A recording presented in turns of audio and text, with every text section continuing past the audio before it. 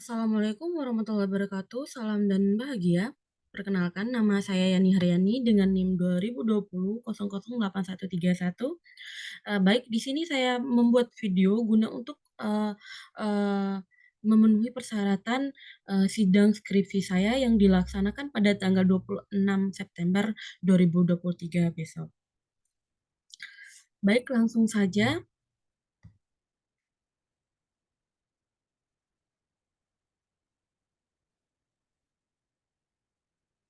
Baik, di sini saya akan mempresentasikan judul skripsi saya, "Pengaruh Modal Intelektual, Total Aset, dan Perubahan Arus Kas terhadap Return Saham pada Industri Makanan dan Minuman yang terdaftar di Bursa Efek Indonesia periode 2014 sampai 2021."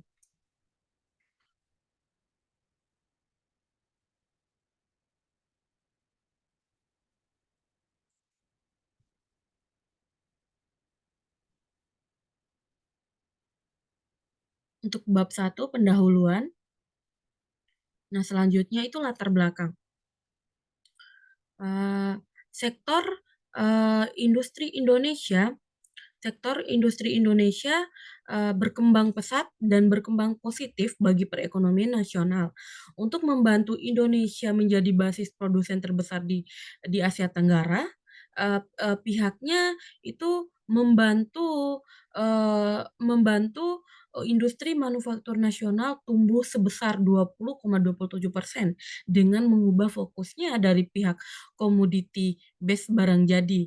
Nah, penting juga untuk diketahui bahwa industri manufacturing value added atau MVA itu Indonesia menempati posisi teratas di antara negara-negara ASEAN dalam hal penerapan kebijakan dengan angka 4,5%.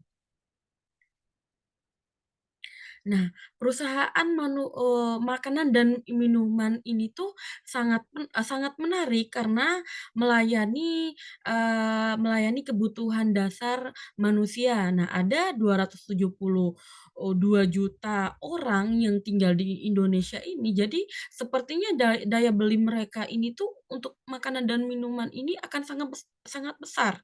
Nah, karena kapasitas cenderung didukung oleh peningkatan produktivitas, investasi, ekspor, dan lapangan kerja. Nah, akibatnya dapat dikatakan bahwa, industri makanan dan minuman ini memainkan peran sangat penting dalam mendorong, perluasan sektor manufaktur dan perekonomian secara keseluruhan.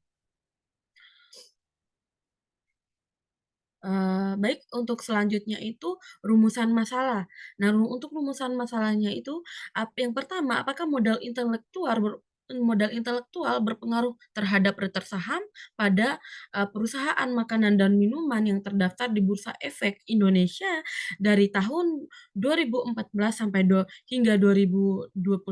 Yang kedua, apakah total aset berpengaruh terhadap return saham pada perusahaan makanan dan minuman yang terdaftar di Bursa Efek Indonesia dari tahun 2014 hingga 2021.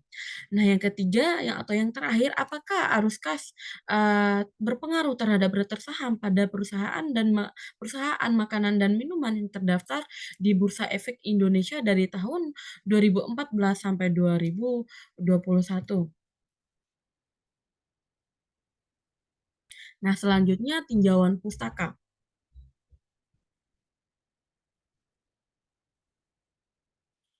Nah, selanjutnya itu landasan teori.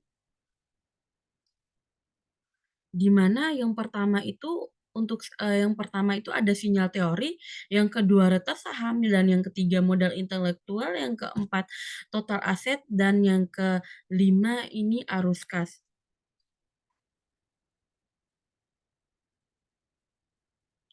Di mana sinyal teori ini merupakan dasar dari penelitian ini, karena menggunakan premis bahwa orang dalam memiliki lebih banyak pengetahuan tentang perusahaan atau insider daripada investor luar atau outsider.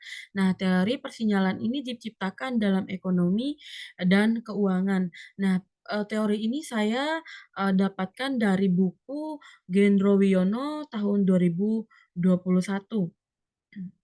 Nah, selanjutnya itu return saham, atau yang biasa disebut dengan return, ini menunjukkan bahwa perbedaan antara pembelian awal dan harga pasar.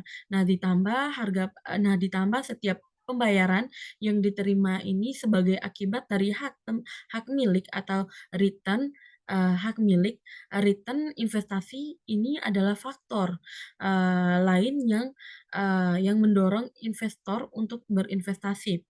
Nah, yang ketiga modal intelektual, di mana modal intelektual ini, eee, adalah sumber daya terukur yang dapat dimanfaatkan untuk mencapai keunggulan kompetitif dalam meningkatkan profitabilitas organisasi.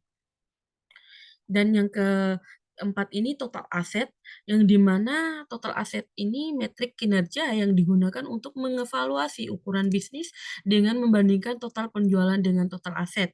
Nah, yang terakhir ini adalah, laporan arus kas, yang di mana laporan arus kas ini merupakan salah satu laporan keuangan yang dapat diamati.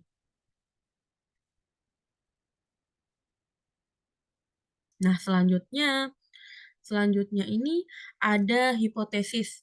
Nah, di mana, hipotesis yang pertama itu pengaruh modal intelektual terhadap return saham, di mana hasil penelitian yang dilakukan oleh Hermanto 2019 dan Setiawati, dan Irwanto 2020, terus Diah Aprilia dan Yuyun Isbah itu pertemuan penelitian ini menunjukkan bahwa ada korelasi positif, antara intelektual kapital dan return saham.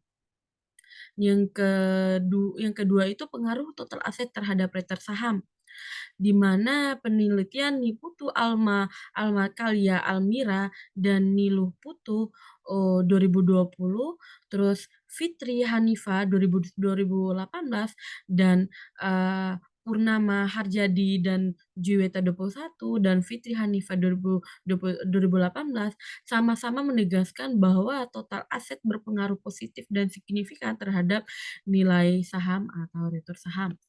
Nah, yang terakhir itu pengaruh arus kas terhadap return saham, di mana, mmm, arus kas operasi, di mana, menurut Iskandar 2018, terus Ernawati 2018, eee terus Fitri et al. Ini 2017, mereka menunjukkan bahwa, arus kas ini, berpengaruh, positif terhadap, return saham, begitu. Nah, selanjutnya kerangka pemikiran penelitian. Nah, seperti ini, modal intelektual berpengaruh terhadap return saham, total aset berpengaruh terhadap return saham, atau arus kas berpengaruh terhadap return saham. Nah, selanjutnya ini bab 3 metode penelitian, di mana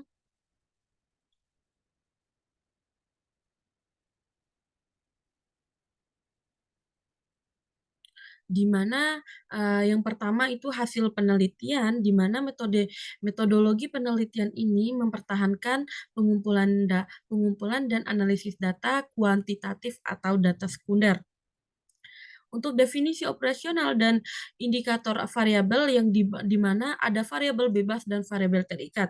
Nah, yang pertama variabel bebas itu ada modal intelektual, total aset, dan yang ketiga laporan arus arus kas. Nah, di mana variabel terikatnya itu yaitu satu, yaitu arus kas. Nah, di mana populasi penelitian ini mencakup seluruh populasi dari 43 perusahaan makanan dan minuman yang terdaftar, secara resmi di Bursa Efek Indonesia selama periode 2014 hingga 2021. Nah, di mana sampel penelitian dan teknik pengambilan sampel ini, di mana kriteria yang saya ngambil itu, tidak ada kejadian delisting perusahaan makanan minuman dari Bursa Efek Indonesia atau BEI di antara tahun 2014 dan 2000 sampai 2021. Nah, dengan jumlah 43 perusahaan. Nah, untuk, korporasi industri makanan dan minuman yang tidak menggunakan laporan keuangan tahunan secara komprehensif itu ada 33. Jadi sampel yang digunakan itu hanya 10 perusahaan. Nah, di mana sumber data yang saya ambil itu, sumber data yang digunakan penelitian ini meliputi dokumentasi seperti artikel dan berita yang mendukung, pencapaian tujuan penelitian ini. Nah, metode pengumpulan data di mana pengumpulan data ini mengumpulkan, dari penelitian lapangan dan studi pustaka. Dan, yang terakhir itu teknik analisis data, di mana teknik analisis saya ini menggunakan analisis deskriptif, terus uji asumsi klasik, uji analisis regresi linear berganda, dan pembuktian hipotesis. Nah, selanjutnya, bab 4, hasil dan pembahasan.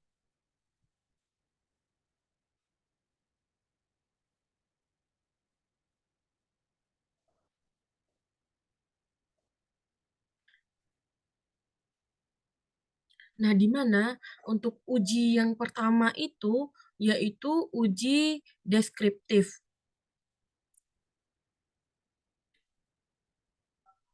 Uji deskriptif yang di mana dari tabel ini menunjukkan bahwa modal intelektual, dengan nilai min 3,6530. Nah, dengan nilai maksimum 31,48 dengan nilai minimum, min 18,000 dan nilai standar deviasinya ini yaitu 4,46284. Nah, sedangkan total aset dengan nilai min 1,1809, nilai maksimum 3,16, dan nilai minimum, 0,24, dan nilai standar deviasi itu 0,68668. Untuk, arus kas dengan nilai min 25,7139 dengan nilai maksimum 245, 83, dan nilai minimum 0,00, dan nilai standar deviasinya itu 59,789113. Dan, eee dan yang terakhir itu untuk variabel return saham memiliki nilai min sebesar 0,0557 dan nilai maksimum itu 1,32 dan nilai minimum 0,99 dan nilai standar deviasi terbesar, sebesar 0,42897. Nah, di sini ada uji asumsi klasik. Uji asumsi klasiknya ini terdiri dari yang pertama itu uji normalitas. Nah, di mana uji normalitas ini, dengan hasil, dari gambaran one sample Kolmogorov ini, yaitu, dari hasil ini, jika dilihat itu dari nilai, dari nilai, signifikannya ini, eee, menghasilkan 0,0575. Jadi ini lebih dari 0,05, maka data ini berdistribusi normal. Nah, untuk, hasil hasil uji multikolinearitas, sedangkan untuk uji multikolinearitas ini, maka dihasilkan, nilai FIV-nya ini FIV-nya ini, untuk, variabel X1 itu menghasilkan 1,04 dan nilai X2-nya ini yaitu, 1,070 dan nilai X3 ini menghasilkan 1,078. Nah, dapat dilihat bahwa nilai fifth dari ketiga variabel ini tuh lebih kecil dari 10, maka variabel ini eee tersebut, tidak terkena multikolineritas. Nah, hal ini berarti antara modal intelektual, total aset, dan arus kas ini tidak memiliki hubungan linear dalam modal regresi tersebut, begitu. Nah, untuk heterokedastisitas Uji heterokedastisitas berdasarkan hasil pengelolaan, data ini tuh diketahui bahwa nilai signifikan signifikan, signifikan dari X1, itu sebesar 0,064, X2 0,3335, X3, 0,813, dan Y, eee, 0,893. Jadi ini, hasil dari semua hasil signifikan ini lebih dari 0,05 semua. Jadi, dapat disimpulkan bahwa dari keempat variabel ini, tidak terjadi heterokedastisitas atau H0 diterima.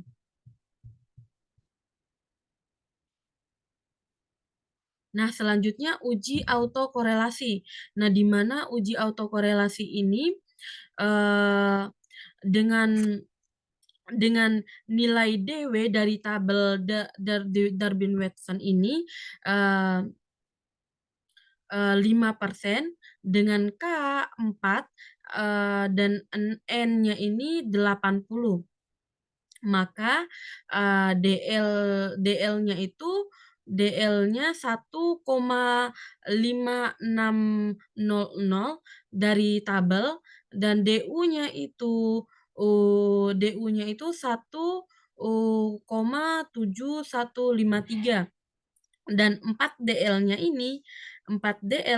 itu 2,44, dan 4 DU-nya ini, eee, 2,2847.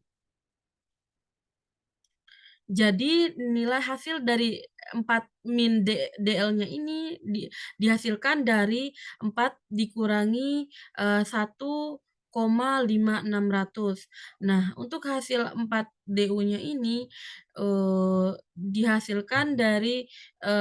menghasilkan 2,2847.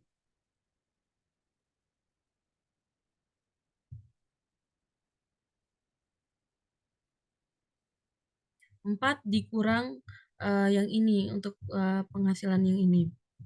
Jadi untuk penempatannya ini tuh, untuk DL-nya ini, eee, di daerah di daerah di daerah keraguan,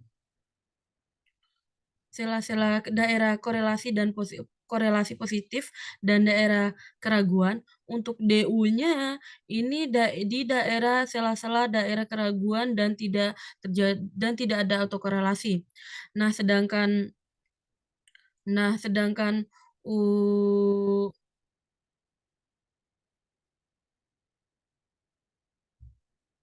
4 DU-nya ini di sela-sela daerah keraguan, dan tidak ada korelasi, dan sedangkan 4, min DL ini, dia posisinya di daerah keraguan, sela-sela keraguan dan korelasi negatif. Nah, jadi, berdasarkan uji autokorelasi, bahwasannya Darwin-Watson menghasilkan DW-nya ini menghasilkan 2,264. Jadi 2,264 ini, saya simpan di sini atau tidak ada autokorelasi, karena dia, dia, kurang dari 2,2847 dan lebih dari 1,7153. Nah, jadi di sini dari tabel ini, bisa dikatakan bahwa, eee, dari hasil DW statistik ini tidak ada autokorelasi atau tidak ada, gejala autokorelasi dari hasil uji korelasi ini autokorelasi ini. Dan selanjutnya itu pengujian hipotesis. Nah, di mana pengujian hipotesis ini, yang sebelumnya saya sudah, menghitung menghitung terlebih dahulu untuk modelnya. Nah, di mana saya mengambil model, yang cocok untuk penelitian saya ini tuh model, common effect model atau uji CEM.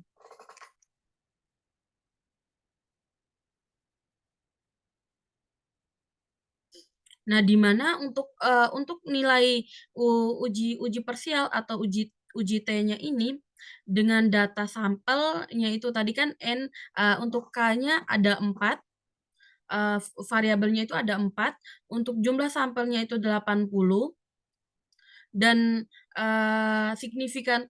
signifikannya ini, yaitu, 0,05 atau 0,025. Nah, di mana derajat kebebasannya ini untuk, ini yaitu, 80 dikurangi, N dikurangi K. Jadi 80 dikurangi 4, jadi 76.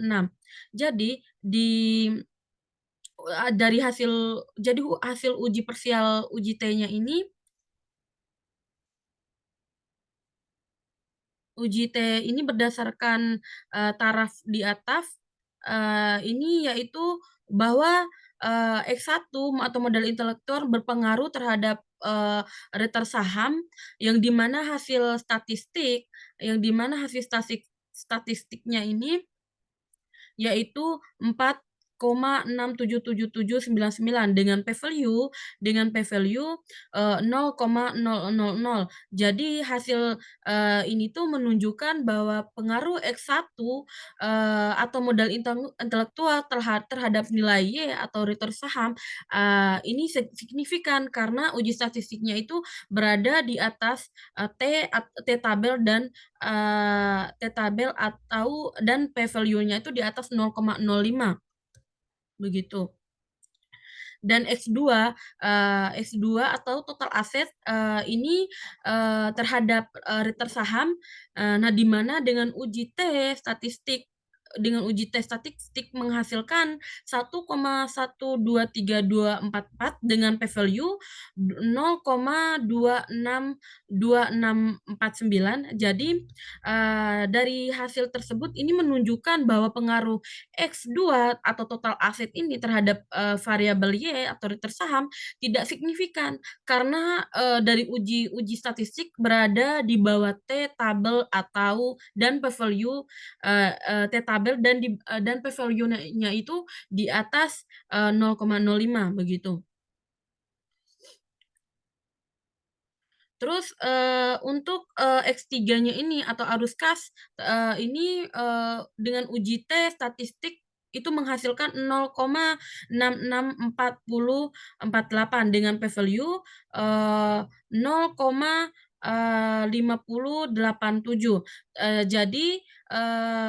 Jadi hasilnya ini menunjukkan bahwa pengaruh X3, maksudnya, itu tidak signifikan karena uji statistiknya itu di bawah T-tabel dan p-value-nya itu di atas 0,05. Dan uji simultan atau uji F. Nah, di mana data yang tersedia itu untuk N-nya itu 80 atau sampelnya 80 dan jumlah variabelnya itu ada 4 dan tingkat signifikannya itu, 0,05. Dan untuk DF1 atau pembilangnya ini, DF1 sama dengan K-1 di mana K-nya itu ada 4 dan, dikurangi 1 jadi 3. Dan untuk, DF2 itu, N min K di mana sampel dikurangi, jumlah variabel, 80 dikurangi 4 jadi 76. Jadi dari tabel hasil uji simultan ini, eee dari hasil ini menunjukkan, bahwa F statistik menghasilkan 8,691731 di atas F tabel, eee, 2,73 dengan P value, 0,000050 sehingga secara simultan X1, X2, X3 ini berpengaruh signifikan terhadap variabel Y atau return saham. Nah, dengan nilai pengaruhnya itu sebesar 0,2261 atau sebesar 23%.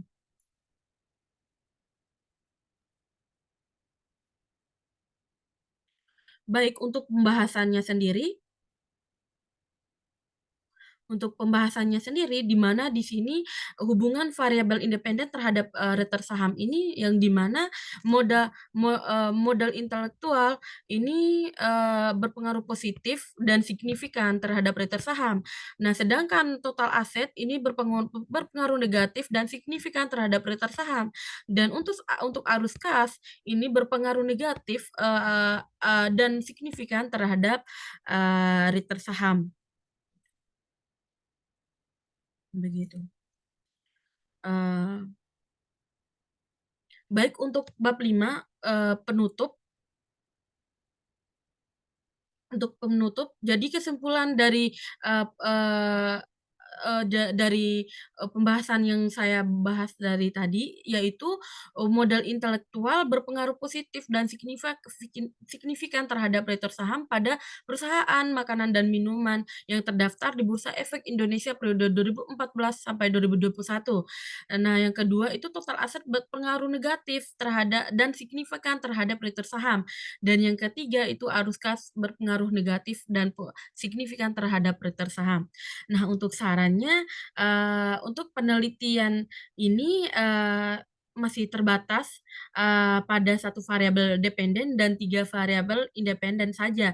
Nah, sehingga penelitian selanjutnya dapat menambahkan variabel lain atau menambahkan variabel independen, eee eee, lebih beragam lagi. Nah, variabel lain yang bisa ditambahkan misalnya variabel laba akuntansi, size perusahaan, atau bisa menambahkan, kinerja perusahaan sebagai variabel intervening, agar mampu menjelaskan dan memahami hubungan antara 2 variabel independen dan, variabel dependennya. Nah, yang kedua, bagi peneliti selanjutnya diharapkan menggunakan model wawancara agar dapat, memperkuat, hasil dari penelitian ini. Nah, yang ketiga itu bagi peneliti selanjutnya diharapkan untuk menambahkan perusahaan yang lebih banyak lagi dan, bisa generisasikan oleh manufaktur lainnya. Nah, tidak hanya di manufaktur makanan dan minuman saja. Nah, agar bisa mendapatkan hasil yang maksimal. Nah, yang terakhir bagi investor untuk mengetahui kinerja, perusahaan sebelum, melakukan investasi, sebaiknya para investor maupun calon investor dapat mencari tahu, mengenai profil perusahaan. Nah, profil perusahaan ini dapat, diperoleh dari Bursa Efek Indonesia, dan instansi pemerintah, yaitu, Bapepam sebagai pihak yang menentukan kebijakan di Bursa Efek Indonesia dalam menjamin keakuratan data informasi keuangan dan memberikan informasi yang percaya. Eee, Baik, mungkin itu saja hasil presentasi dari saya, lebih dan kurangnya saya mohon maaf. Wabillahi taufiq wal hidayah. Wassalamualaikum warahmatullahi wabarakatuh. Salam dan bahagia.